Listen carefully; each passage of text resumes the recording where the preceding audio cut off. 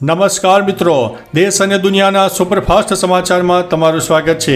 હવે ટ્રમ્પને નહીં મોદીને ફોન કરીશ, આ દેશના રાષ્ટ્રપતિનો મોટો નિર્ણય। અમેરિકાના સાથેના બગડતા સંબંધો પર ચિંતા વ્યક્ત કરતા બ્રાઝિલના રાષ્ટ્રપતિ લુઇઝ ઇનાસિયો લુલા ડા સિલ્વાએ મોટો નિર્ણય જારી કર્યો છે। તેમણે કહ્યું છે કે હું હવે કોઈ સમજૂતી માટે ડોનાલ્ડ ટ્રમ્પને કોલ નહીં કરું, કારણ કે તેઓ વાત કરવા માગતા નથી। હવે હું ભારતના વડાપ્રધાન નરેન્દ્ર મોદીને અને ચીનના રાષ્ટ્રપતિ જિનપિંગ સાથે કોલ કરીશ। અમેરિકાએ બ્રાઝિલ ઉપર 50% ટેરિફ લગાવ્યો છે, જેના કારણે હવે તણાવ વધી રહ્યો છે। મિત્રો, અન્ય મહત્વના સમાચારની વાત કરીએ તો જબલપુરમાં 100 હેક્ટરમાં સોનું હોવાનો ઘટસ્ફોટ। મધ્યપ્રદેશના જબલપુર જિલ્લામાં આશરે 1000 હેક્ટર વિસ્તારમાં સોનાનો ભંડાર મળી આવ્યો છે।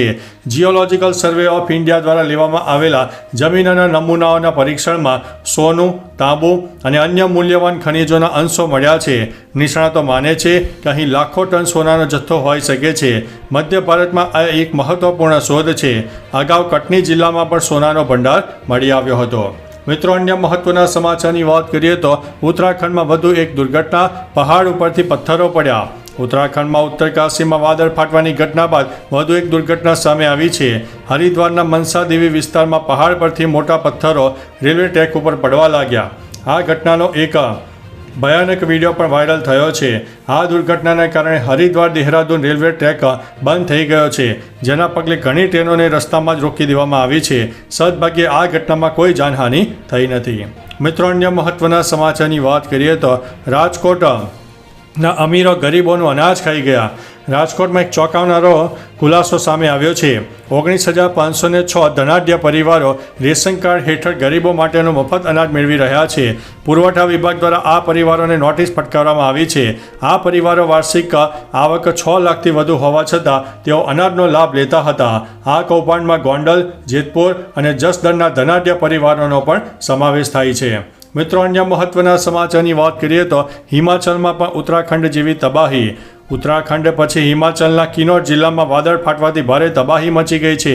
કિન્નર કૈલાસ યાત્રા પર ગયેલા 450 શ્રદ્ધાળુઓ તાંગલિંગ નાળામાં અચાનક પૂર આવવાથી ફસાઈ ગયા, જેમને બચાવવામાં આવી રહ્યા છે। કુદરતી કહેરનો ખતરનાક વિડીયો પણ વાયરલ થયો છે। હાલમાં એનડીઆરએફ અને આઈટીબીએફ અને કિન્નૌર પોલીસના કર્મચારીઓ રાહત અને બચાવ કાર્યમાં લાગ્યા છે। આ ઘટનામાં કેટલું નુકસાન થયું છે તે અંગે હજુ સુધી કોઈ નક્કર માહિતી મળી નથી। મિત્રો, અન્ય મહત્વના સમાચારની વાત કરીએ તો 67,000 કરોડના સંરક્ષણ સોદાને મંજૂરી। ભારતની રક્ષા ક્ષમતાને મજબૂત બનાવવા માટે ડિફેન્સ એક્ઝિબિશન કાઉન્સિલે લગભગ 67,000 કરોડની સૈન્ય યોજનાને મંજૂરી આપી છે। રક્ષા પ્રધાન રાજનાથ સિંહની અધ્યક્ષતામાં થયેલી બેઠકમાં missile system, air defence network અને લાંબા અંતરના ડ્રોન અને રડાર જેવા આધુનિક હથિયારોની ખરીદી ઉપર મંજૂરી અપાઈ છે। આ સાધનો ભારતીય સેના, વાયુસેના અને નૌકાદળની શક્તિમાં નોંધપાત્ર વધારો કરશે અને રક્ષણ ક્ષેત્રને નવા સ્તરે પહોંચાડશે। મિત્રો, અન્ય મહત્વના સમાચારની વાત કરીએ તો એલઓસી ઉપર કોઈ ગોળીબાર થયો નથી। પાકિસ્તાન દ્વારા પૂંછના કૃષ્ણા ઘાટીમાં સીઝફાયર ઉલ્લંઘન થયાની મીડિયા અને સોશિયલ મીડિયા પર અહેવાલો રજૂ કરાતા ભારતીય સેનાએ નકારી કાઢ્યા છે। સેનાએ સ્પષ્ટ કર્યું છે કે નિયંત્રણ રેખા ઉપર કોઈ ગોળીબાર અથવા તો સીઝફાયરનું ઉલ્લંઘન થયું નથી। સમાચાર એજન્સીના સૂત્રોના જણાવ્યા અનુસાર પાકિસ્તાન તરફથી સીઝફાયરનું ઉલ્લંઘન કરીને 15 મિનિટ સુધી ગોળીબાર કરવામાં આવ્યો હતો અને ભારતીય સેનાએ જવાબી કાર્યવાહી કરી હતી।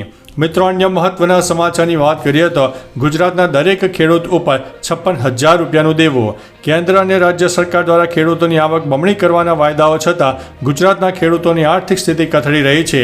લોકસભામાં રજૂ થયેલા રિપોર્ટ અનુસાર ગુજરાતના પ્રત્યેક ખેડૂતના માથે સરેરાશ 56,000 રૂપિયાનું દેવું છે। રાજ્યના 55 લાખ ખેડૂતોએ 14,000 કરોડની બેંક લોન લીધી છે।